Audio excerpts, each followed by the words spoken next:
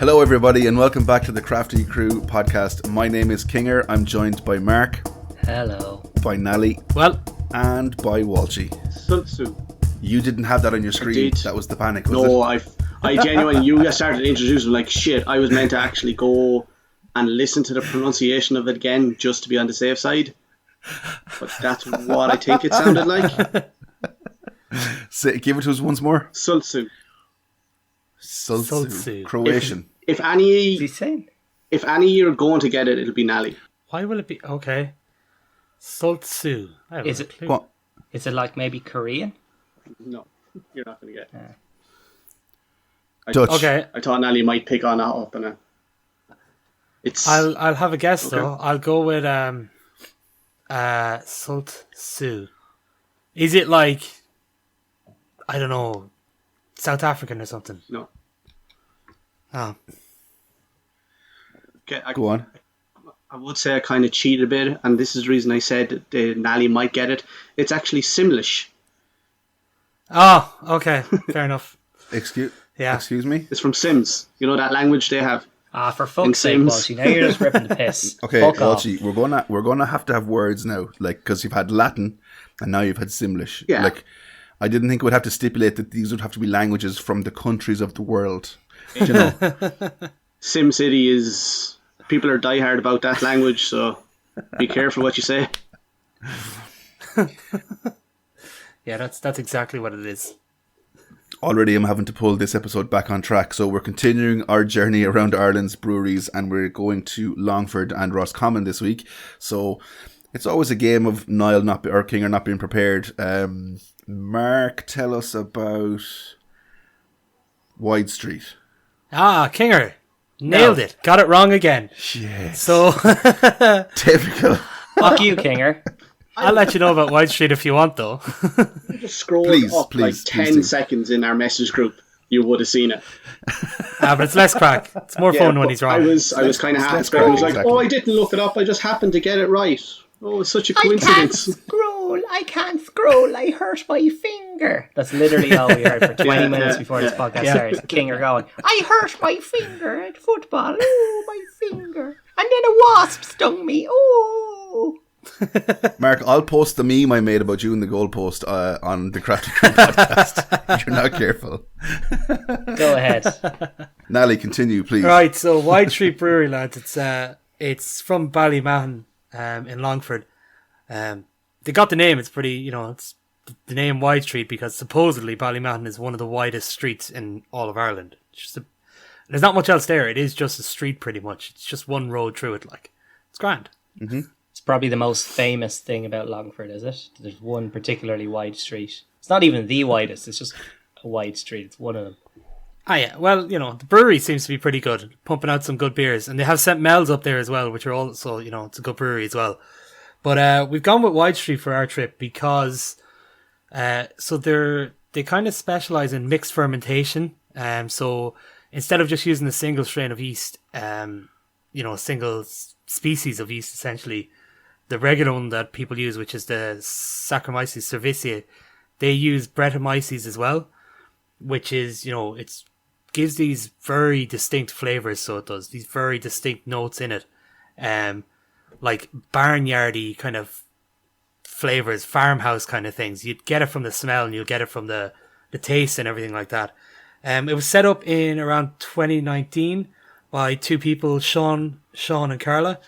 And they got it from, Sean had years of homebrewing experience. And what happened was he had a beer. There's this company, they're from New England, I think it is, and they're called Allagash. They have a real famous one called Allagash White, which is like based off a Belgian ale. But this one is, they're Brett. So there's a style of beer, it's just called Brett beers. And they're basically they get the name because they're brewed with Brettanomyces yeast. So he tried this and he thought it was class. I'm assuming he thought it was class because they went on and made a shit ton of beers based off it. Like, so I mean, either he thought it was really good or thought it was really shit and just wanted everyone to have a go of it. But yeah, kind of a note from them is, the wild fermentation, which is really good. It gives it these kind of strange flavors and these kind of off notes that some people might think. But it is, it can make them quite complex as beers go. the other thing that they do is they finish all of their beer really dry. So the final gravity on a lot of their beer gets down to like 0.003, which is super low. It just means that the beers are super, super dry. They had some really strange ones out recently. Like they had it was called Monksland, and it was like a saison stout type of thing. It was like a mixed fermentation stout, which was a bit mad. Wasn't bad. I mean, Kinger, I know we're slowly getting you onto stouts, but I definitely probably wouldn't put this one up there for you to start with. It wouldn't have been one to go with from the start. But okay. It's definitely one to give a go if people get a chance. And it was nice of them to name it after somewhere in Athlone, because it's the better place nearby. Is Monksland Athlone? Let's have a big philosophical discussion. Is that not technically Roscommon? Is it the other side of the bridge, Roscommon? Is that right? Athlone is half in Westmeath and half in Roscommon, so why would what county it's in change what town it's part of? I don't know. Just asking the question. Like, is Sean's Bar not in Athlone? That's across the bridge. Oh, I'm not arguing that Athlone spans two counties, Nally. I'm just arguing is Monksland in Athlone. I thought they were separate towns. They're in different county council jurisdictions, like. They are, which is a bit mad, but that would imply they're different towns. Sorry, I'm derailing this podcast quite a lot. Yeah, they're not. They're fine. They're just. It's the same town. I mean, it literally just goes into the other. Literally. God damn it! Stop saying it. But so the one we're having from them today is it's their Cashmere Ipa. We'll go into it a bit more when we get to it, obviously. But it's an IPA, as it says. It's 5.6%. So I know I was saying that these are kind of more famous for their mixed fermentation brewing and stuff, but this one looks like it's just regular IPA. It's unfiltered and unpasteurized, and it says it's I think it's can conditioned, can conditioned, so we could get some yeast and stuff in it. But I'm not sure if they've used a mixed fermentation process in this, or if it's just going to be a straight up IPA. So I'm looking forward to see which way they've gone with it. Me too. Walshy, I'm always quite afraid to ask this, but what are you going to tell us about Longford? I apologise in advance. I'm going back to making up absolute cat piss, as the boys would say when they're talking about sours.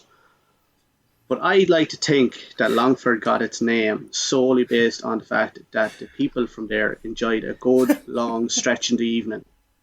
And we're like, we need to add something to it. And it happened to be that the man that named it had a Ford car with them. They just combined them together. Oh, here comes out Longford. Apparently has something to do with like a fort or like something like that. But I'd like to think it was because of a car. Whether they were around at the time or not. I enjoy how in Walshy's head every county was named between the 70s and 80s. Like the 1970s and 80s. Yeah. As if every just some lad with it. Yeah, every 40 years every county just picks some lad. It's like, here, name us again there, will you? Sure, Johnny there has a car. You'll fit about 12 of us in it. That's a really long car, so it is. What make is that? It's a Ford, you say? Oh, long Ford, is it? Oh, there's a nice ring. I'm imagining that's exactly what happened, yeah. I'm going to say that's Walshy's true fact today. Oh, yeah. Well, these are all a fact, really.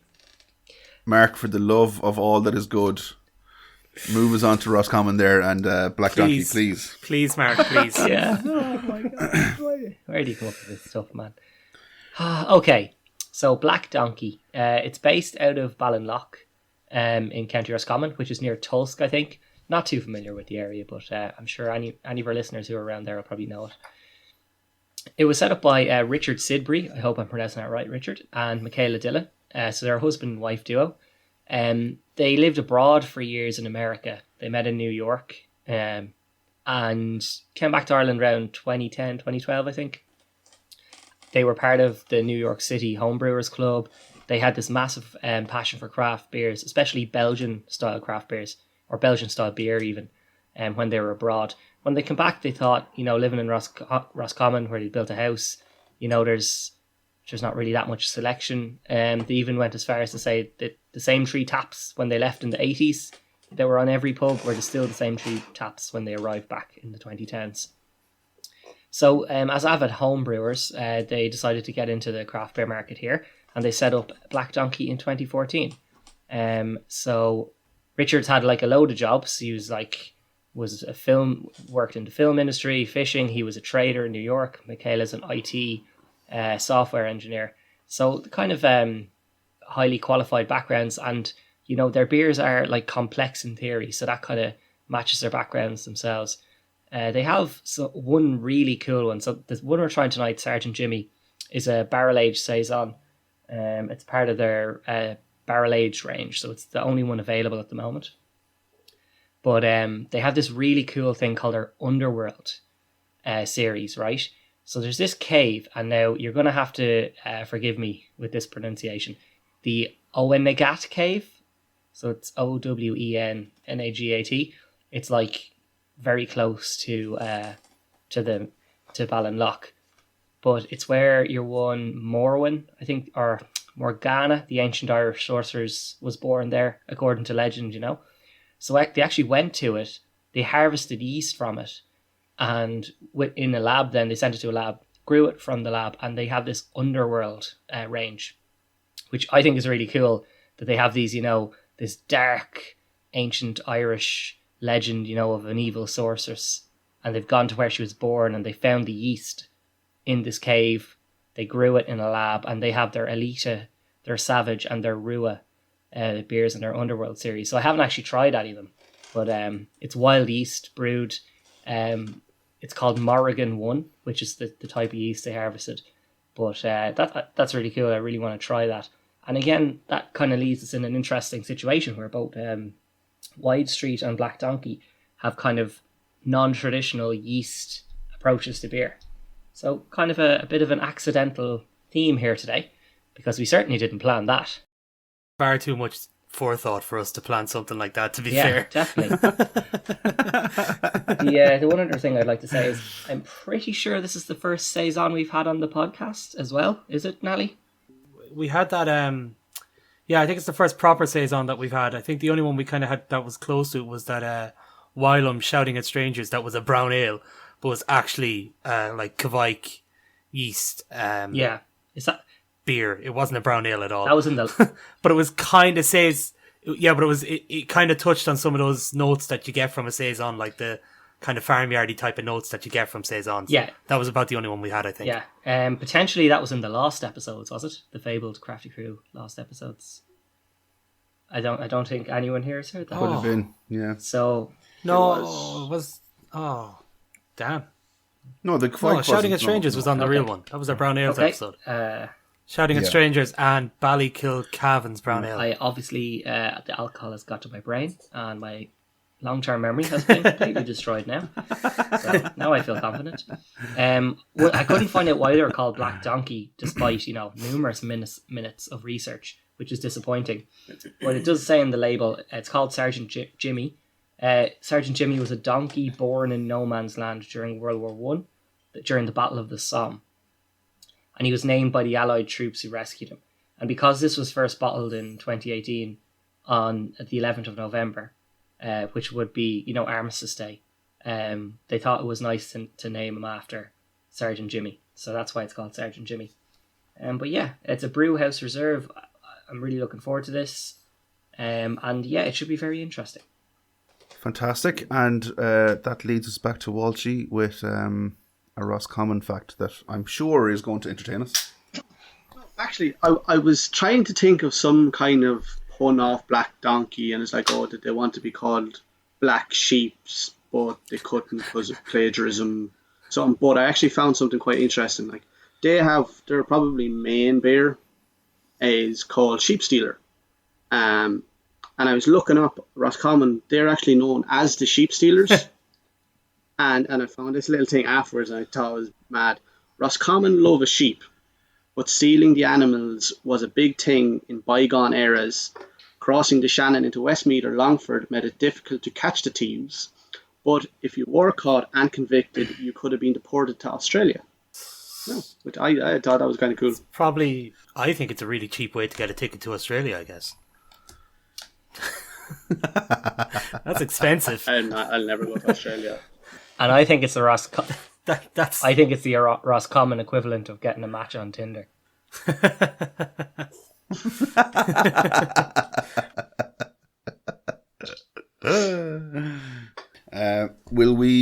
crack open the first one. So, are we going to go with Black Donkey or White Street first? We go White Street first. Yeah, should we give it a go? Yeah. Fair enough. Crack them open. As we're opening it, I have something. It's not even really a story, but something small to tell you. Is I was out there recently, and a friend fell asleep at the bar, and I poured an ale on him. It was a brewed awakening.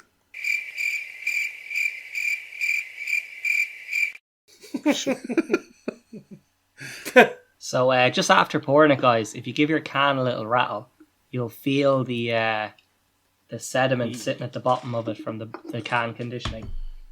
Yeah, you'll see it floating down through it as well. If you give the head a second to settle, it floats down through the beer and it gives it a more hazy kind of look. It's a very interesting colour, isn't it? It's pretty light, isn't it? I know you're going to think I'm mental, but there's a hint of green in that, in my one. Yeah, no, I get that. Just a a tiny bit, little hint of green. there. It's very, very strange. The head doesn't last too long. It kind of dies down after a few seconds. There's a little bit that stays, but it does die down from what it was at the start.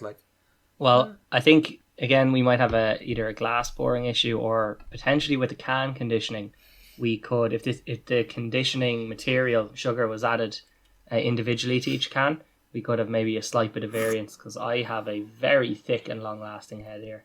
And a super carbonated beer at the start. Yeah, I think it is a glass. I think Kinger has a pint glass the same as me, does he? And you've got kind of a tulip style glass, Mark. But it's kind of going quick enough. Yeah. It smells lovely. It smells really nice. Yeah, I was just going to say, so the smell of this is pretty kind of fruity, so it is. It's a Citra pale ale as well, is it? Yeah, it's a Citra. Cashmere and Citra being the hops that are in it, that's where they got the name, I suppose. But yeah, it definitely lends itself to that kind of fruity smell, so it does. It's definitely got that typical farmhousey, saison-y kind of notes in it though as well, in the smell. Yeah. For me, anyway. Before tasting it, it looks like it looks like it's a juicy beer. So here's to hopefully been nice and juicy. Yeah, so obviously it's died down a little bit before my first taste. Right when we poured it looked very, very carbonated. But on the mouthfeel, it is quite juicy. I would say the carbonation's just kind of neutral on it. It's not kind of under-carbonated or over-carbonated. And it's not oily though. It's just nice. The mouthfeel feels good. Yeah, definitely. It's on the maybe on the lower end of carbonation for an IPA, but it's not bad by any stretch. It's not oily. It's a little slick, maybe just a little bit. But then again, it is just something that's kind of down the middle. It's nothing, mouthfeel wise, it's nothing too far one way or the other. So definitely drinkable so far, anyway. It's quite crisp. I know the carbonation isn't mental in it, but it's quite it kind of does. It washes the taste a lot to after to the back end of it, as opposed to a lot of taste being at the front, which I think is quite nice. Yeah, I think that's probably to do with their final gravity king, or how they try and get the final gravity so low every time. Okay. So when it's so low, it takes a lot of that out of it and keeps the beer pretty dry, so it does as well. Kind of gives it that crispness. Yeah, you kind of get that on the tip of your tongue, don't you, after you've taken a mouthful? Yeah. You kind of smacking your lips a little and wanting to have a drink because your mouth's a bit dry, which is, I guess, a fantastic quality with beer, because if every mouthful makes you thirsty, you're going down a dark path. So we were kind of discussing really quick before we started recording that it's the side of the can here has what does it say? The bitterness of a West Coast IPA and the citrus fruit aroma and flavour of an East Coast IPA. So, Mark, you were saying that you kind of have to go one way or the other. So, is it a good idea or a bad idea to try and bring the two together? Do you reckon? I feel like if you're too bitter, right, it's going to overpower sweetness. And if you're too sweet, it will take away from bitterness. So I guess what they're trying to go for here is just where they have some bitterness, and I guess the Citra hops obviously is where that sweetness they want to bring in is coming from. And I guess the juicy, they're kind of going like a juicy, fruity, orange juicy kind of vibe. Yeah. And then still retain that traditional West Coast bitterness at the back end. So I guess their plan was maybe, front end juicy, back end bitter. For me, the danger with this is they kind of cancel each other out a little bit, and you end up in no man's land with nothing. But I think with this beer, for me at the moment, it's leaning to the juicier side. But yeah, I'd be interested to see what Nally hears. He's a bit more of an expert on the brewing process than me. I won't go that far, but there is, at the minute, there's this kind of new style that people are making. And I think this kind of falls into it. So from the side of the can, I hadn't, due to technical difficulties, I didn't get to do the pre-show with you. Basically, my headphones being a pain in my arse. But yeah, so I hadn't read the side of the can. This is news to me until you said it. So just having a look at it there. But there is a new style of beer kind of, now it's only starting to gain traction at the minute. But you know the way we have, like, let's say, they're kind of New England, East Coast IPAs. Then we've got the more classic West Coast IPAs. So there's one at the minute, they're kind of starting to call it mountain IPAs. So like down the middle of the US, there's a heap of mountains. So it's kind of a combination of the two styles that they've gone for. And they're starting to call them like mountain IPAs. It looks to me that this is kind of what they've gone for. They've gone for that bitterness of the West Coast with all of those kind of more fruity flavors, that juiciness from the East Coast. So I know what you're saying, Mark, like not, picking one style or the other and sticking to it, but this is a new style that's kind of up and coming now, and this I'm okay with this so far, but like we said, we always have to finish the full drink before we get there, but so far it's okay. Yeah, no, I think my concern is more like theoretically, say, not in this case, but a beer that might try and go to, let's say, X degree bitter and X degree sweet and end up kind of cancelling each other out, and you end up with a neutral enough beer that doesn't really have much character to it. That's what I'm afraid of with these. But obviously, established craft breweries know what they're doing, unless they're third circle. Oh Jesus! He's never He's never letting that one go, is he? I have 3 more third circle beers. Right, listen here, third circle. I have 3 more of your beers. I'm going to try them in the next few weeks, and you will hear more on this podcast regarding how those beers go. Walshy, what are your thoughts on this? I'm getting a little bit of hints of both the East Coast and the West Coast. You're getting that citrusy, and then you're getting the bitterness on top of it, which I kind of like the mixture of the two. It kind of sits nicely. At the same time, I wouldn't say it's anything out of this world. It's nice, it's solid, but it's nothing. I don't think it's anything mind blowing. It's not a thing. If you came to me in a week, like, oh, you should try this. What does it taste like? I was like, I can't remember. It's not something that's going to be sitting in your head a few days, and I go, I have to make sure to get that again. But no real complaints about it. It's just a nice beer. I am still, as it's going through it, right, I'm about halfway through now. At the start, that farmhousey sensation was very strong.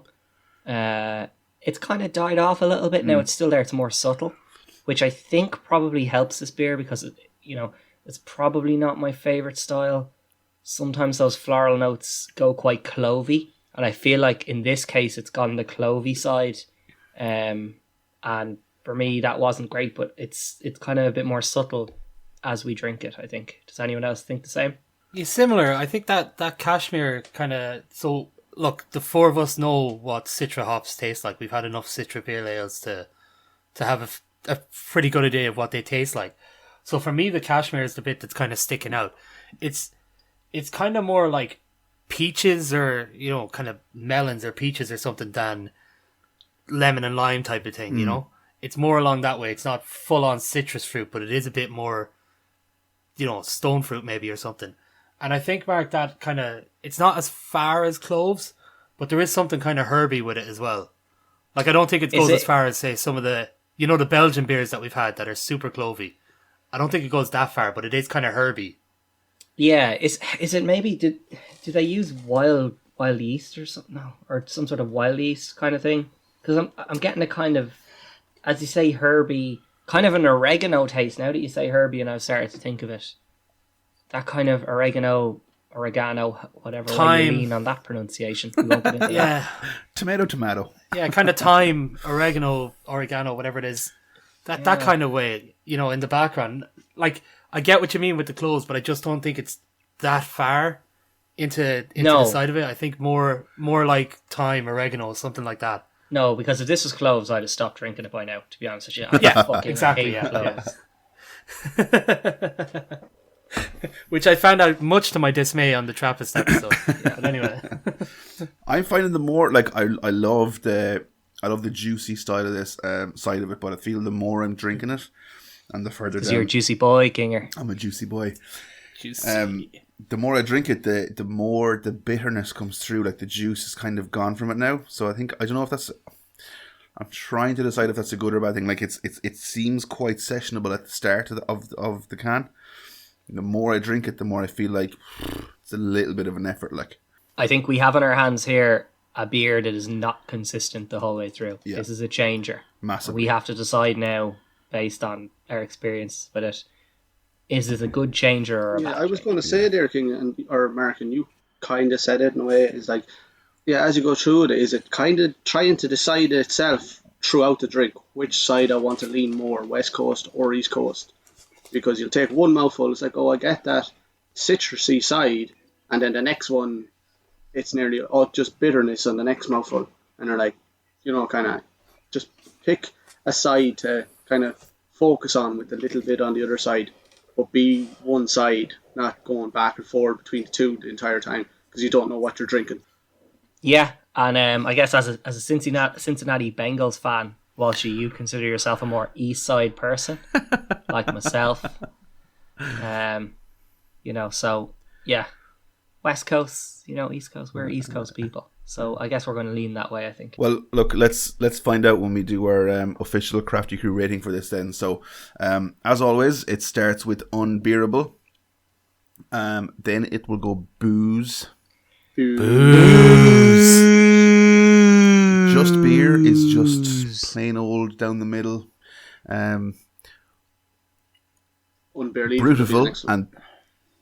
Brutiful and then unbeer. Paul Walsh. So not only did Walshy interrupt you, but he interrupted you with the wrong answer. Yeah, I was kind of hoping that might have slid through. Nope. But, hey. That's Walshy, punch yourself in the face. who wants to kick us off? Sure, look, I'll go first. I don't mind. So Cashmere, for me, I really liked it at the start. Those kind of, peaches and kind of lemony kind of flavors were more evident at the start. When it was kind of fresher and crisper, it was grand. Maybe it was colder, maybe it's heated up a bit or something, but as I get down near the end, it gets that bit more herby. So like that thyme, oregano that we were saying, Mark, kind of goes a bit more on that side. So it's definitely one of the ones that you got to do your QC control and make sure you finish the whole thing. Don't be just telling me if you like it at the start or at the end. Enough of that shite now. We drink all of the can, so we have a full rounded picture of how good it is. Not because we're just in love with cans, but for, research purposes. And in this case, the research For the is love of science, Nelly. Yeah, just for the love of science, that's it. So for me, the research has helped in this case. It's gone from what would have been a Brutiful at the start if it stayed consistent the whole way through to a just beer. If it stayed at that, kind of fruitier flavors and stuck with that, I think I could have given it a Brutiful, but the change in it is just a bit much. It's not consistent enough. It's two different beers from start to finish. Yeah, I'm actually inclined to agree with you. It started off very much as a Brutiful for me. I loved the kind of, it was fairly heavy, juicy notes in it, and then the more you drink it, it like I said earlier, it becomes a bit more of a labour to actually finish it. Like the bitterness really comes through. And I always look for sessionability with a beer in terms of rating it as well. So it was definitely a high Brutiful, and it's kind of come in as a just beer for me at the end. Yeah, I would agree a bit that I've changed my opinion as it's gone through. I did not really like the kind of start flavours of this. I enjoyed the mouthfeel. I think it's a pleasant beer to drink. I think we can all agree on that. Yeah. Yep. Absolutely. Yeah. It's enjoyable to physically. The physical properties of it are nice, but the kind of taste properties of it, I was a lot lower on it at the start than I am now. I've kind of think that it's settled down a bit.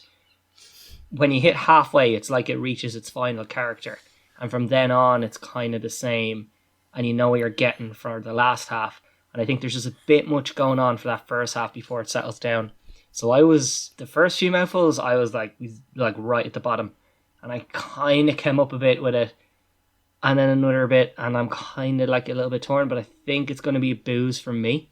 Oh. I think if the beer was as nice for the second half, for me, if it was just that second half of each can, I think I would probably give it a Brutal. But the first half is just too... It's bad at the start for me. It gets better. But, like, let's be honest here. It's the world of craft beer. If there's going to be a can you're going to dump, it's going to be in the first half. Yeah. You know? There's not... Like, I know we're kind of very experienced at this. We will drink a can the whole way through, even if... Unless it's, like, steadily rank. Like, if it's changing, you're going to stick with it. But I think a lot of people... And I've gotten my my kind of future father-in-law into craft beers lately, and he's, you know, very new to the market, and this is his style. If he doesn't like it in the first 5-6 mouthfuls, it's down the fucking sink. Yeah, but and he's given out about how dear it was. Yeah, but he's a Leeds fan, so you can't really trust anything he says. God, we all hate That's Leeds. very true, Kinger. We all hate Leeds. Fucking Leeds. He's had a difficult weekend, so... It's been a great weekend. Leave him alone. He's a Leeds fan from Dublin who hates Spurs. Oh, God, he's had a terrible weekend. The first weekend of the Premier League season. What you want to do What's now... his name, Mark? What's his name? Big shout out to Eamon. Big Eamon. Hope everything's going well. Oh, my God. Is that why you love him so much? Is that what's happening here, is it? He'll jump on any I chance, wish, man. won't he? Eamon, I can only apologise for the horrific weekend you've just had. We'll move on. Walshy, what's your rating? Sorry. But my final rating is actually a booze. Sorry, I don't know what booze, even said. It's a booze. Okay. As I was kind of saying, is the beer changes between two different things. True, which would deduct points off it a bit because you're like, be something, you know, be something. And I said that it was kind of neutral, as in it was nice, but it wasn't anything, you know, exceptional. And going from citra 1 minute to bitter the next minute was a bit, I thought, but it wasn't bad. And I think it would, for me, would be harsh to go too low. So I'm going to land on the just beer on it as well. I think normally going between two different beers nearly into one thing would bring it down a bit, but I still do like the both things that are in it. I do like the citra and I do like the bitterness of it. So I would feel bad going down as far as booze. I think that'd be a bit harsh on it. And the fact that I do like them, I think it's enough to have it at a solid just beer, you know. Okay. Fair enough. Okay, so... Yeah, I mean, that might be the most just beer we've ever had on this podcast. Everyone's just kind of like, meh, yeah, it's just beer. Yeah, I think so. And before we make a big deal about it, the only Longford accent I know is a very aggressive Longford accent. Because I think they're just pure Midlands, very aggressive. Is there any other? Is there any other Longford? Are you channeling your inner McBride? Aggressive. I don't want to say I'm channeling inner. Yeah, I'm not going to sound anything like him, but like. Now you are. Let me see this. All that's going through your head now. Next time I see the Crafty Crew, I'm going to box the face them for only giving White Street Brewing Company's Cashmere Ipa a just beer on the Crafty Crew podcast. Pricks. Yes. That was very good. Yes. Whatever about the accent, you had the character right, I think. Yeah, the character was there, yeah. If nothing else, like. You have a quiz for us, Mark, have you? Oh, not only do I have a quiz, I have shade to throw at all of you. What? Oh, lovely. Shade. Don't shit on me every week. Hang on now. Wait now. Is this a quiz that maybe I could put a prize up for? Yeah, you could. It's a genuine, like, the quiz bit is fair. I'm going to throw the shade early before the quiz, and then it's a normal quiz. Can we fight back? What would you like me to do, Kinger? I think you should name the prize before I start throwing shade, because I don't want the prize to change based on what I say in the next. Well, it's all right, because if you have the quiz, you're not winning the prize anyway, and that's, you know, what you get for throwing shade. Yeah, who gives a fuck? Actually, very good point, Nally.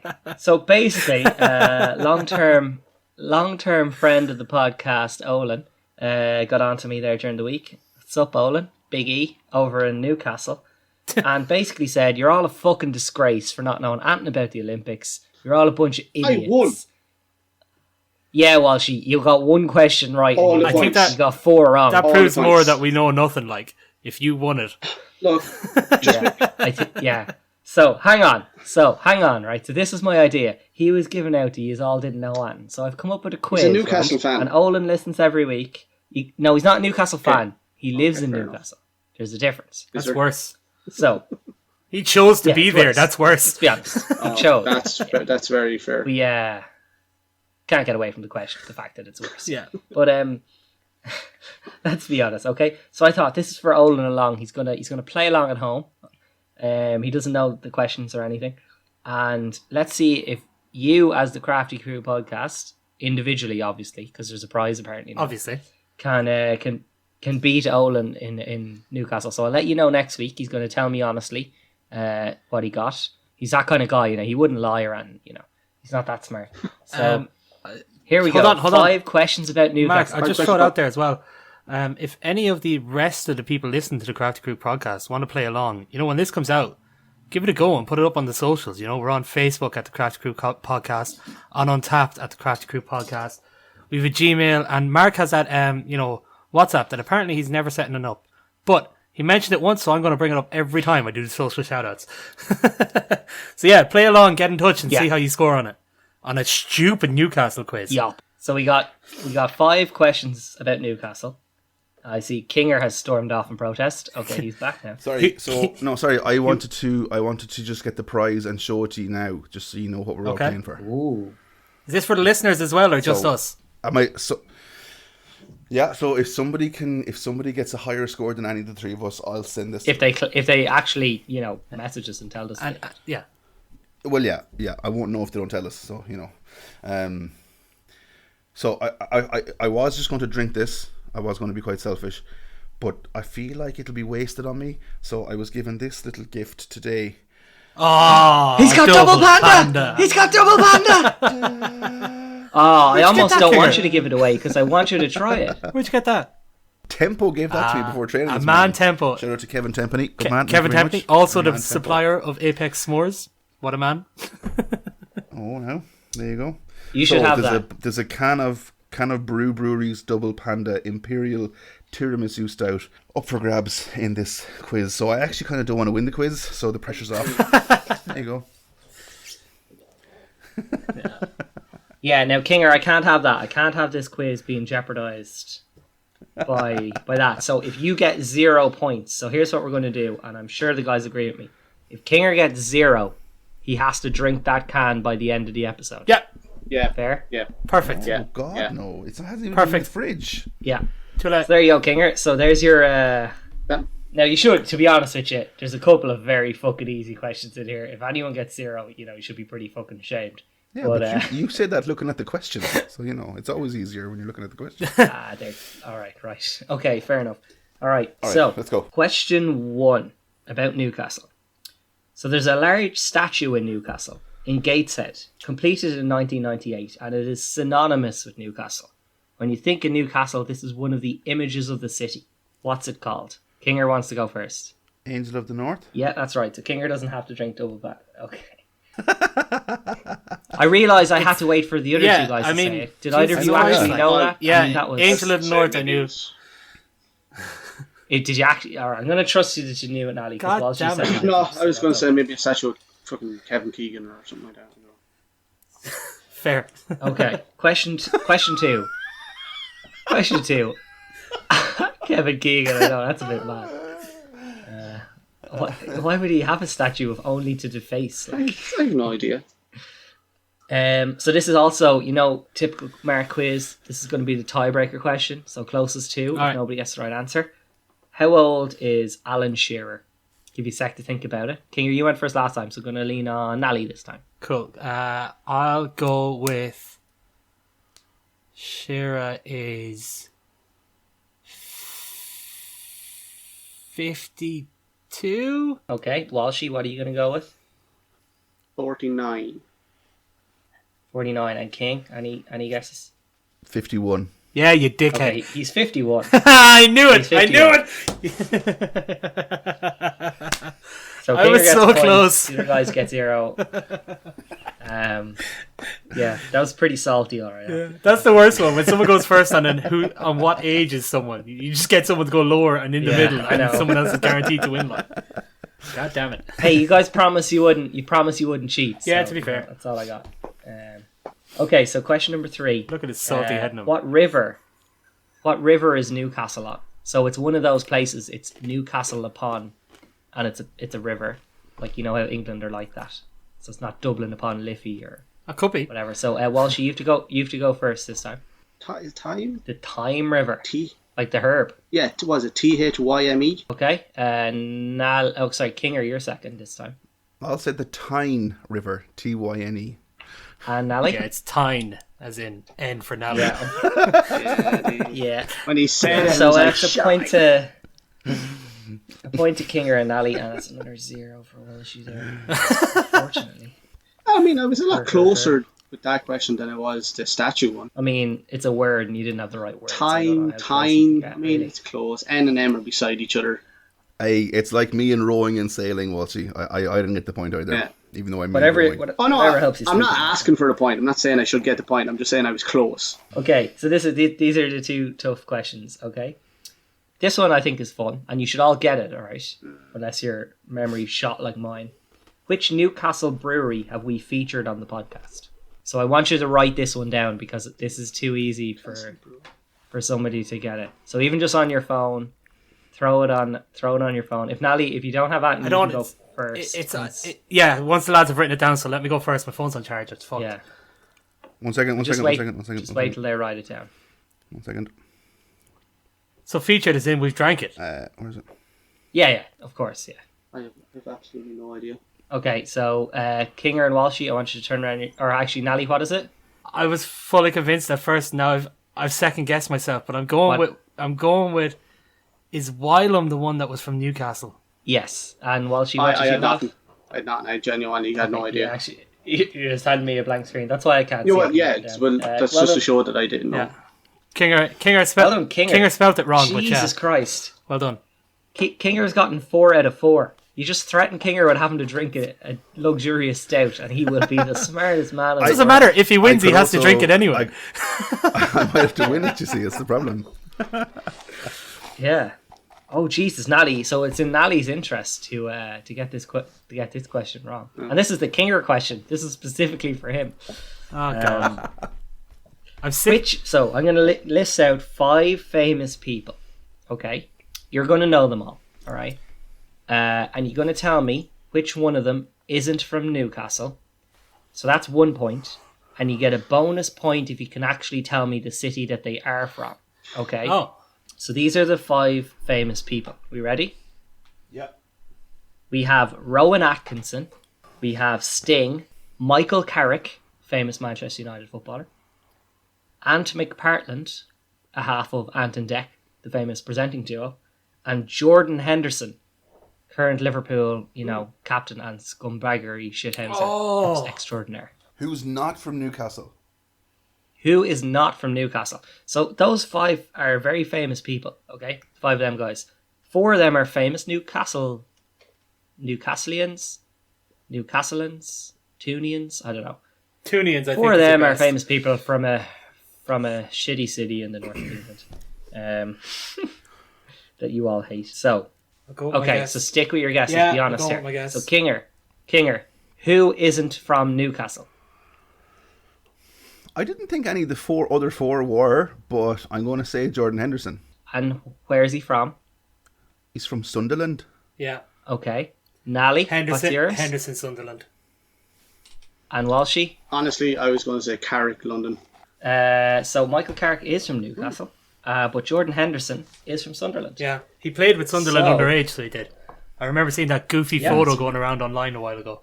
I wouldn't mind. The only ones you said that I was nearly convinced they were was Ron Atkinson and Ant McFarlane. I know the other ones are like, are they? What? I could have Sting. Yeah. That's mad. There you go. So that means, Kinger, you've actually got full points, so you can't lose the quiz. Also, you got to do it in like a much harder situation than anyone listening at home. So that means you get to keep your Pandanero. Look how it worked out. Look how happy he is. I'm calling you a rat for stealing 51 from my 52, but that's okay. You still have to drink double panda. Yeah, and we've resumed normality in a couple of ways tonight. Number one being I was the most negative on that beer, which is kind of our trend. And number two being Walsh, you got 0 points in the quiz again. Hey. Of course. What would I know about Newcastle? Or anything. Kevin Keegan has a statue there. Less than you know about the Olympics. It just shows I could have been honest. I could have turned around. Like, Jordan Henderson apparently seemed like the obvious answer. I could have just thrown that in at the end. Like, oh yeah, Henderson, Sunderland. But Yeah. Yeah, but you said you wouldn't cheat.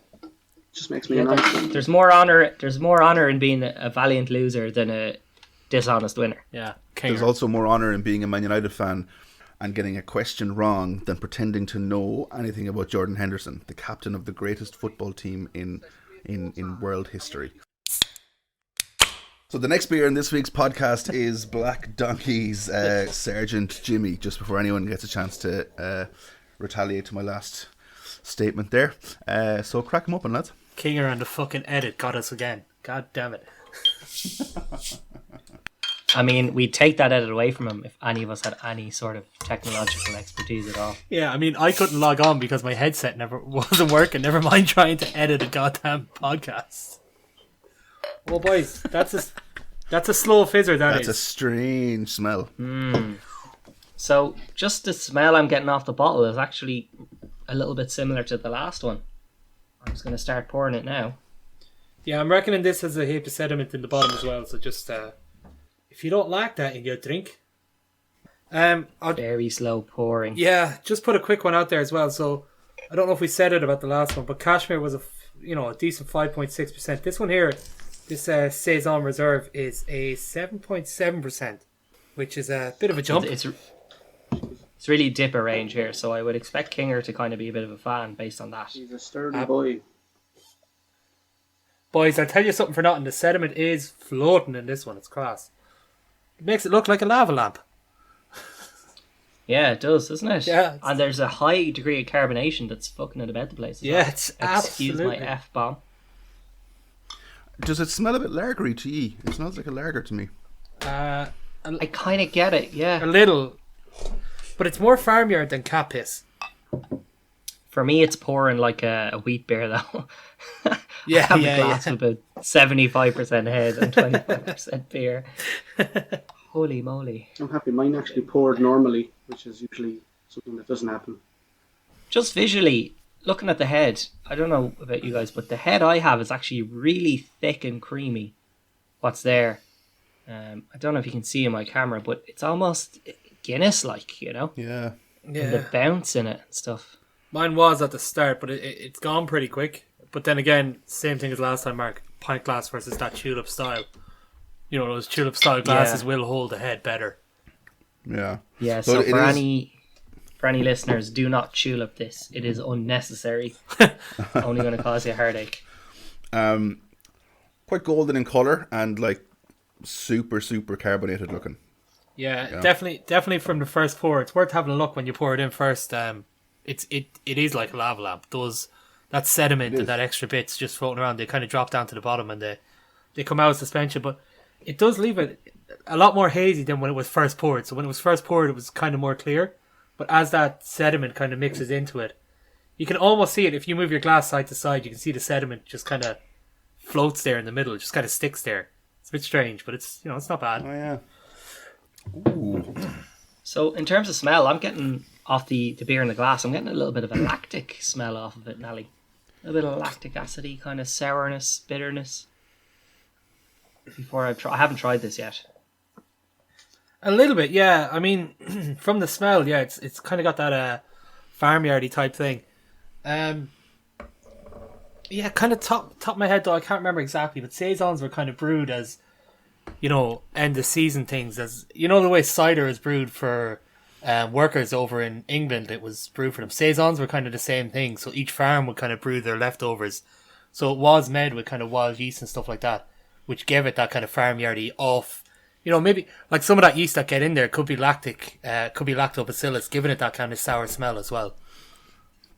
Yeah, so I actually Googled this just before the podcast because I was interested in it, but saisons come from farmers would brew a beer over the winter and leave it to age until the summer, in the bottle conditioned. So it would be a super fizzy, refreshing drink during hot days in the summer. So yeah, so as you said, just a little more detail. Yeah, I think the other thing as well though is generally saisons no more than ciders. I think they tended to be kind of lower on the alcohol range. So this being 7.7, I think it's kind of on the higher range for saisons. Like usually you'd get them maybe 4 point something to 5 point something from what I've had myself, but this seems on the upper range of it. Yeah, and as I mentioned earlier, the founders of Black Donkey were really, some of their favourite beers and their favourite influences come from the Belgian style of beer. So, you know, I know last week we kind of had a Belgian styley lager with Meskins, where it was a Belgian taking a lager, and we were kind of discussing the contrast of styles. I kind of have been expecting something like this quietly.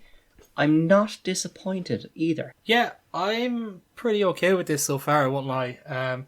Thing with saisons though, no more than the one we've had already, because they have that kind of, you know, I've always found any of the beers that kind of have that farmyardy type of smell at the start, if they warm up, they're a completely different beer near the end. You know, it's just a different kind of flavour profile that you get as it passes through the different temperatures. So far, so good, but as always, let's reserve judgment until I get through the rest of it. Where are you with this, Walshy? Because this is a 7.7, like that's tipping on dipper range. Yeah. So how are you feeling? Like once you kind of get past that, I don't know what exactly the taste is. Maybe it is the alcohol, but I feel like it's something else. You get hit heavy with it, and it kind of takes a lot of it away from me. But once you get past that, it's not bad. But it's the high percentage. It's such a heavy taste, and you get hit with it, and that's all I can focus on. And it's just not for me. But we've known that for a long time. So your point is, once you get past the flavour and alcohol percentage, then it's not a bad beer. No, once that kind of initial impact kind of dies down a little. Yeah. That initial first hit, it gets better. It's not the entire. It's the initial hit that you get, but as it sits in your mouth and then you kind of get it, it's better. I do genuinely disagree with you on a point. I'm not really getting a boozy flavour off this at all. I'm not really getting that smack of alcohol you get with a dipper or a lot of dippers. I'm not really getting that kind of, for lack of a better word, vodka-y taste. Nally? Yeah, man, I agree with you 100%. I do get where Walshy's saying about that upfront thing. It's kind of like it's not only straw and colour, it's kind of like a strawy kind of taste at the start that kind of hits you. Not so much the booze though, but definitely getting it is an upfront flavour. It doesn't stay around very long though. The carbonation's really high in this, like most saisons are, because you know they're brewed for refreshing drinks in the summer. But it definitely clears pretty quick. That flavour up front is a big hit. I don't mind it, I don't think, but you know, let's see how it goes as it heats up. So, you know, when beer and, you know, no more than any drink, when your drink starts to heat up, it can lose carbonation as well. So I think a big part of this being, you know, drinkable and being good will be the carbonation. So I'm really intrigued to see how it does when that dies down a little. I'm not sure how well it'll hold up then. Yeah, fair point. Like that big impact. It's like I didn't really get the I wouldn't call it the kind of heavy alcohol taste that would I got normal off of Dipas, but there was some kind of a heavy thing that you were getting hit with at the start that was just kind of putting me off. And once that kind of dissipates, and like you said, Nanny, doesn't stick around too long, but as that heaviness of whatever it is, maybe it's that strawiness that you're talking about, and as that kind of dissipates a bit, it gets a little bit more pleasant for me. Yeah, I'm definitely getting a kind of reduction in the farmhousey flavour to it, the strawy taste that Nally was getting on, as you kind of hit the halfway point. Not unpleasant, I have to say, but to go to Mr. Juicy here, I'm getting quite a bit of juiciness out of this. I think as the carbonation dies down, there's a really full body to this, which really helps it. So, Kinger, how are you feeling about that? As big juicy.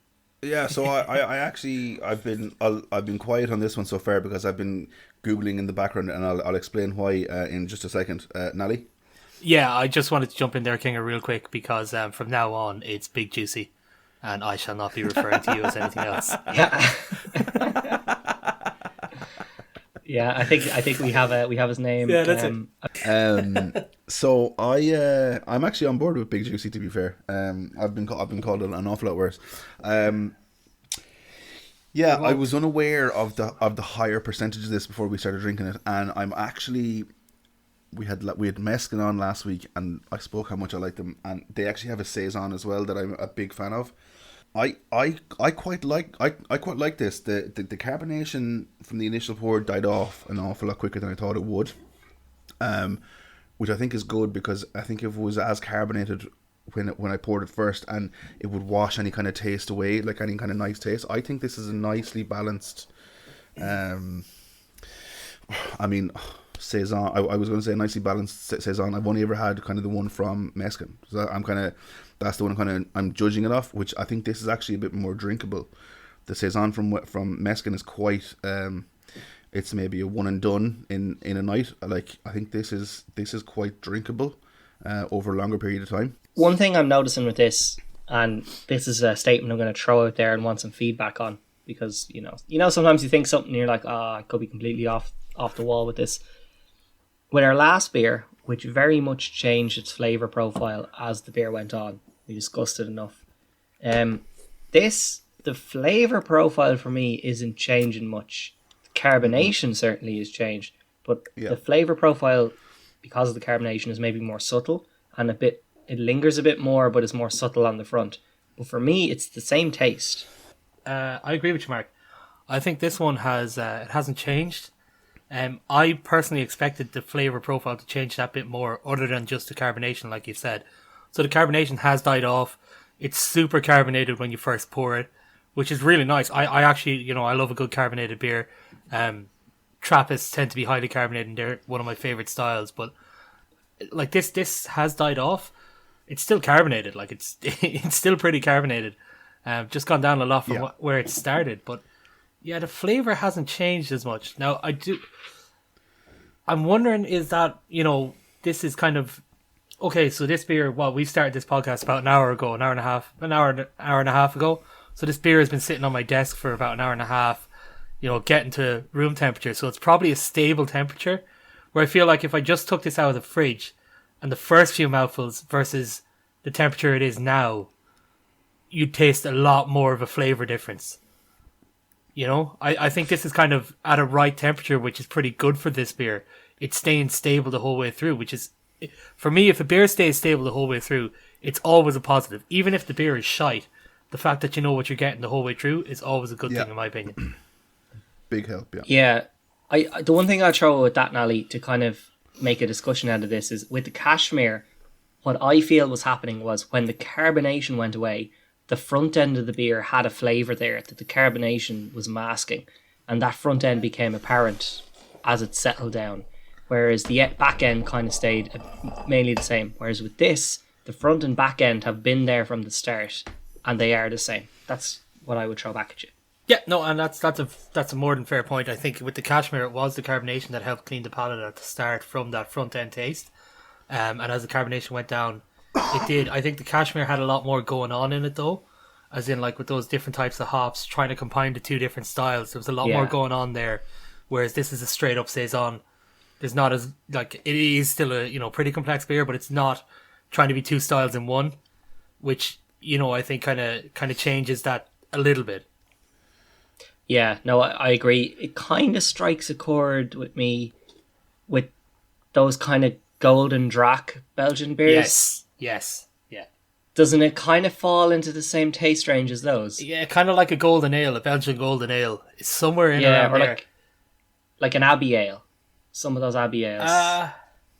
No? I'd stick with the Goldens. I'd stick with the Goldens, because the Abbey Ales tend to be more on that kind of herby side, like the, like a St. Bernardus or something like that. They're more kind of clovey, which I know you're not a big fan, but they're kind of banana clovey, so they kind of stick more on that side than maybe some of the golden ones. But that Golden Drac is a good shout. It's somewhere kind of similar to that. Golden Drac, great Belgian beer if you haven't had it. Great Belgian beer. Numerous iterations available in very few off licenses in this country, but I think it's available in like Beer Cloud. Is it? I think it's Beer Cloud. Is that the one you work in, Walshy? Might be the one that I partake in, but I've never heard of that one. So then it's beer. It's available on Beer Club. Oh, Yeah, okay. I think it's available in Martin's off license as well online. Carry out to Earlstown. Shop independently. Shop Shop local. Any more plugs? Get any more good plugs beer. For any Yeah, random it's businesses? also available in a multi-pack in all Lidls, because that's what I got as a birthday present off somebody. Yeah, And who didn't think that I checked the off-license section in every local supermarket, and that I wouldn't find out that you think $6.50 is a good birthday present. Also, more importantly, I think that Shout out to Big Amo once again on the podcast. He won't listen this long. man, Dunphy. He's had a good weekend, so leave him alone. Mark, is Eamon going to be giving a speech at your upcoming nuptials, do you think? Yeah, he will, but it'll be like, There could be 2 or 3 minutes, and Could be a lot of ammo, 50% of the speech is going to be how my name is the same as a Man United player in the past. Yeah, my name's Mark. Okay, figure it out. There's not that many of them. Okay. Schwarzer? He didn't play with United. Yeah, that's going to be his speech. And so, as the groom, I'm going to, it's let's be honest, it's not my day, but I'm like second in command. So what I'm going to do, I'm going to get up there, and I'm going to introduce him, be like, and here's Eamon to make a speech about my name, and then ruin half of his speech. That's going to be my Bad one. Eamon, shout out if you listen to this. Don't let it phase you, bud. Don't let it phase you. Mark says a lot of Go to things. town on him. No one really listens Go to to town on him, him. so it's fine. Just Yeah. absolutely go to town. Absolutely We rip had him Kinger apart. has many an edit cut out that we can use on Mark. So if you need a cameo, if you need some voiceovers or something, just let us know. Lads, is now a good time to add our surprise guest for this week's episode? Yeah. Discord. So everybody, just give us a second there, and he's going to log into Discord. Imagine! Oh my god, that'd be great. Actually, that would have been great. That would be great. I could deal with it. Yeah, after you picked your jaw up off the ground, Just in case, though. Mark has just yeeted himself out the window. Yeet. Getting back to Black Donkey's Sergeant Jimmy. So I'll ask my 3 partners here to direct their eyes to the front of the bottle where it says voted gold by the world's best beer judges, and on the little stamp it says what would you call it? The fine print says the International Beer Challenge 2020. I was very quiet at the start of this beer, as much as I'm enjoying it, and I googled quite extensively the International Beer Challenge 2020. There is no mention of Black Donkey's Sergeant Jimmy anywhere. I just thought that was an interesting little tidbit to add in here. What? I'm not calling them liars. I just feel like, am I missing something? Have I just missed them on the list? But I can't see them anywhere. I'm gonna be right back. Hold that thought. Yeah, me too. Cut to everyone on the Crafty crew furiously googling Black Donkey.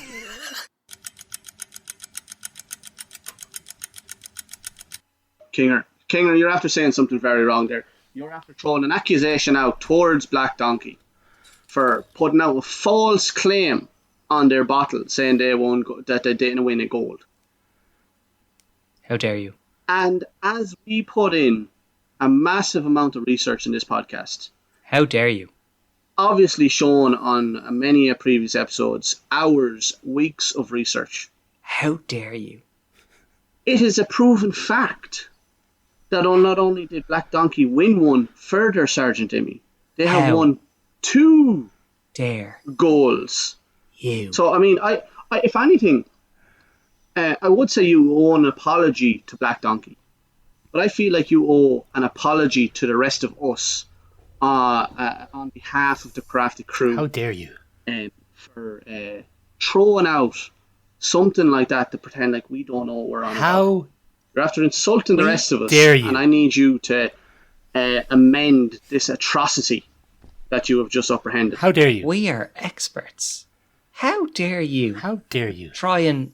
What? What is wrong with you? I mean, Okay, well, let's... how dare you? Blasphemy.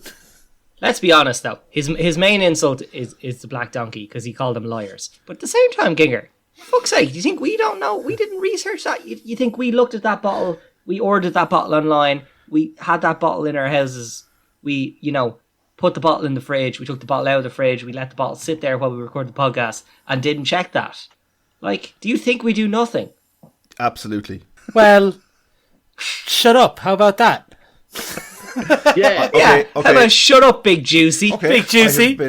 Check yourself. Big Juicy Juicy got some big bollocks on him tonight, doesn't he? I have been absolutely put in my place, and I can only apologise to my fellow Crafty Crew members and to Black Donkey for even insinuating that they would lie on the labelling of their bottle to say that they actually, in fact, have won gold.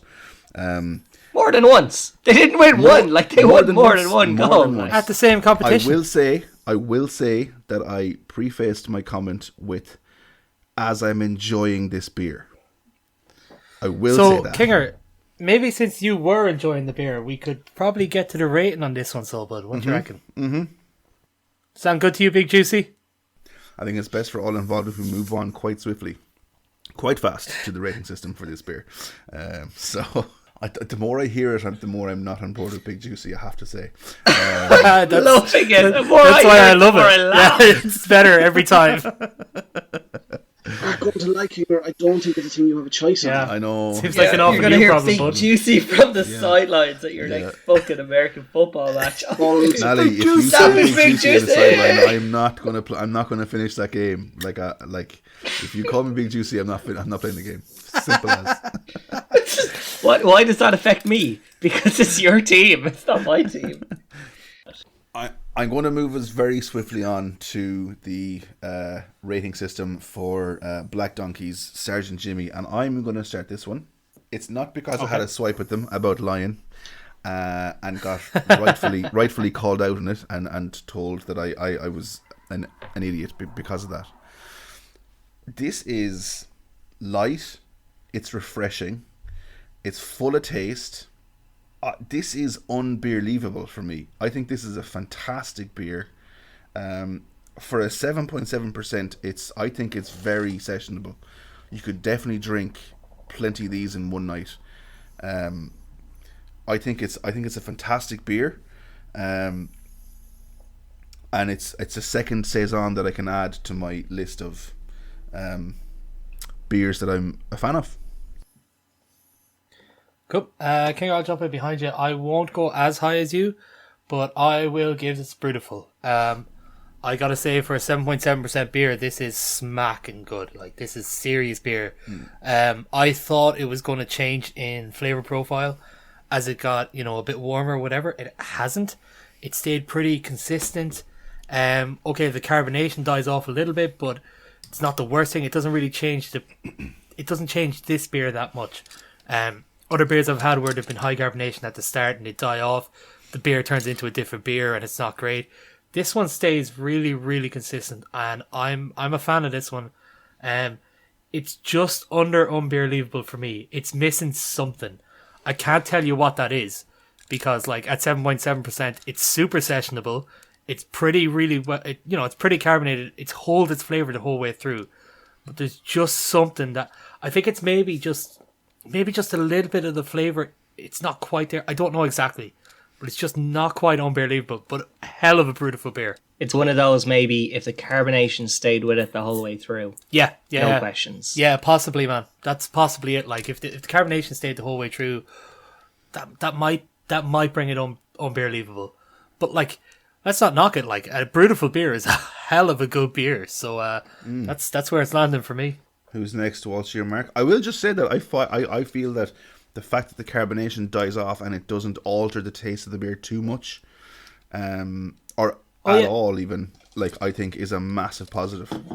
Yeah, no, it is, and that's one of the things I was saying, is the fact of its consistency, flavor wise, is a huge thing in its favor. There's just something that's missing. Like, if it had that initial carbonation the whole way through, maybe that's what gets me there to unbearable, but it's just on the verge, like. So this is a difficult one for me because saisons are probably in my bottom 3 or 4 styles in terms of, what my favorite style is. So I've been kind of reviewing this one quite critically. I haven't really been paying attention to my own preference of would I drink this again so much as I've been like laying it out the facts of this is what the beer is, this is what it tastes like, this is what it's going for. But I have to say, for a style that I generally don't enjoy, I actually enjoyed this beer. I think the farmhouse is typical, that saison flavour you get to start, the strawy kind of punch in the back of the mouth. It's quite good. It gets subtle as the carbonation goes away, but critically it stays the same. That's where I am at with this, that critically, that when you start drinking this beer, okay, you get a taste, like every beer. But unlike a lot of saisons, this beer, the last mouthful and the first mouthful taste the same. Maybe there's a little bit more strength to the taste in one or the other. Maybe it doesn't clear your palate as much, but it's juicy, it's light, it's got a lot of flavour, and the flavour that is there, I actually think, to be honest, the flavour gets stronger, because as the carbonation dies away, it's not being whipped off your palate so quick, and you're getting this kind of lovely, delicious. Yeah, Nally, you want to bounce in there? Yeah, just real quick, Mark. I think you're right. I think it's that maybe the flavour intensifying makes up for the carbonation kind of dying off, but in no way does it detract from the beer. Like, it's really solid. Like, Yeah, it whips in there. And now let's be honest, as I was said before, this is not my favourite style. Okay, so if I was to choose a beer to drink, saison's way down on the list. As such, Black Donkey, Sergeant Jimmy, is going to be way down on the list, because I have a favourite beer in every other fucking category. But in terms of saisons, and in terms of the characteristics of this beer, its consistency, its flavour, its profile in general, okay, I have to side with Kinger, give this an unbelievable. Kind of don't want to, but I genuinely don't find fault with this from a stylistic point of view, that it hits all the flavour notes it's supposed to hit. It hits the saison thing where you're like super fizzy goes down, time for no more fizzy, that saisons kind of do. But it somehow manages to keep that same flavour through. The flavour is subtle at the start, subtle in the middle, and still subtle at the end, even if it's a bit stronger. And the flavour itself gets more enjoyable. So this is kind of like a reluctant unbelievable for me, but it's an unbelievable still. I think this goes off a definition that we have clearly stated in a lot, is finish your beer and then judge it. For that first 3-4 mouthfuls I had, I was genuinely leaning towards booze. Wow. But that heavy taste, and it wasn't alcohol or the strawiness that Nally had pointed out, whatever it was, I wasn't enjoying it. It was like too much. But when I got a good halfway, 3/4 away, it was like, not to say that it left, or it got more manageable or something, I'm not sure. But it's grand. I do like it. I don't know if I'd be in a rush to get it again, just because it's not my usual thing. But for me, I go with just beer. Jesus. No? Yeah. Completely fair enough. I think though, lads, I think though that's pretty fair from Walshy. Like, we all know that's not his style of beer. That higher alcohol percentage, and Walshy, you tend to be a big fan of IPAs and stuff. So I know Galway Bay's of Foam and Fury got a beautiful, I think, from you, which ended us up with an unbelievable. But like, that was an IPA style, which you could kind of get behind the flavors maybe that bit more. But I think, I think that's a win for Black Donkey, getting a beautiful rating from the Crafty crew. After coming up from a booze at the start, Walshy, to get up there to get just beer, I think that's a win. I don't think Kinger, I agree with you. I was a bit shocked when he first said just beer on that. Surprised. Like, but if you think about it, it's kind of it fits the thing. Like the higher alcohol ones, they're not really your style, Walshy, to be fair. Like, and it saves on. At least the dip has saved themselves by being IPA flavored. Yeah, and once again, we're seeing the benefit of number one, full quality control on the beer, drinking it all the way through, as Natalie has mentioned previously in the episode. And number two, like, not by design, but the four of us have very certain characteristics with our craft beers that we lean into and that we avoid. And I think overall, the ratings we come to here generally reflect the standard craft beer drinker. Okay? That we're representing you out there. Whatever you like, it's represented here. And I think Walshy has done... While me and Kinger might be here thinking, you know what, Walshy's dragged us down a little bit. You know, when you think about it, you're like, no, you know what Walshy's done? Walshy's punched us in the face and told us to stop being a bit of a fucking idiot, and this is what it actually is. So, you know, fair play, Walshy. Appreciate it. And I think the big thing as well, though, boys, is that even though Kinger got it wrong and they did actually win those gold awards for Black Donkey, the eminent and only really, you know, consistent beer rating system is the Craft Crew podcast. Yeah, can't argue with that. Oh, I mean, I reckon that's probably one of the most divisive beers we've had on the podcast. Like two unbelievables. Probably, yeah. Beautiful and Just Beer, was it? Just Beer. Whatever about the ratings, I think the fact that it almost, based on the order the ratings were delivered in, that it almost got into that god tier of very close. So close. Limited beers, you know, really did divide us. But do you know what? And I won't lie, I wouldn't have been disappointed if it got there. But do you know what? The system's infallible, and I have absolutely no regrets that's getting a Brutiful. If I do a Brutiful and then it ends up getting an Unbelievable, or vice versa on other things, and we're like, you know what, I'm quite happy. I genuinely believe, I think I would have been disappointed if that went Unbelievable, because I never would have put it anywhere near some of them, the tier that we have up there. So I think it would have been we had that argument. It was like, I give it a you know what I mean, a Brutiful, but I'm not upset by it. All right, so Kinger, sorry, Kinger, that guy's the Black Donkeys, Nally, Sergeant Jimmy. Who are you talking to there, Nally? Who are you talking to? Oh, sorry. Oh, apologies. What I meant was Big Juicy. That gives Black Donkey's Sergeant Jimmy a Brutiful from the Crafty Crew podcast rating, and I would love to hear that in your best, finest Sheepstealer accent. Sure, the old Crafty Crew are after giving Sergeant Jimmy from Black Donkey a Brutiful on the rating system from the old Crafty Crew podcast, and sure, fair play to them as well. Rahoo! Come on. On the bikes. So as you're listening to this, next week over in Moat in the Midlands, there is the Midlands Beer Festival. I know we're trying to get there as a podcast for the crack. Probably won't be podcasting on the day, but we're going to get over there because there's going to be some exclusive beers there. They're all from local breweries, all from craft breweries. I think it's a great place. It's a great way to support local if you can get there.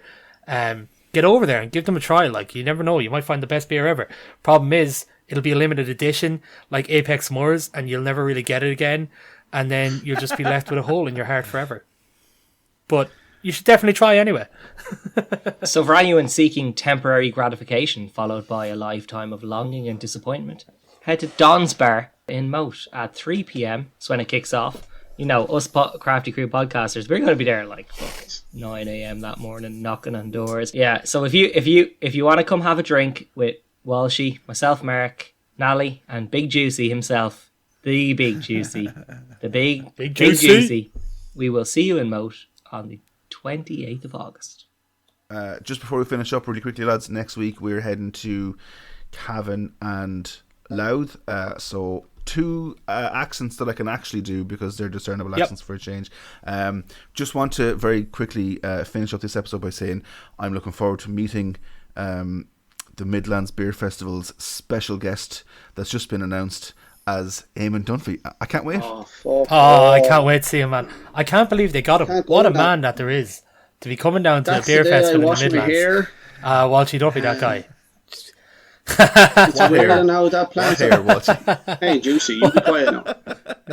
I'll actually finish the episode just by saying a quick 63 disclaimer. beers, baby. Eamon Dunphy is in no way 63 beers. related or booked just to attend the Midlands Beer Festival. So, look, until next week, it's a goodbye from Nally, goodbye from Walshy, goodbye from Mark, and from myself, Big Juicy. Pretend See you like, next oh, week. Eamon Dunphy is the best man ever.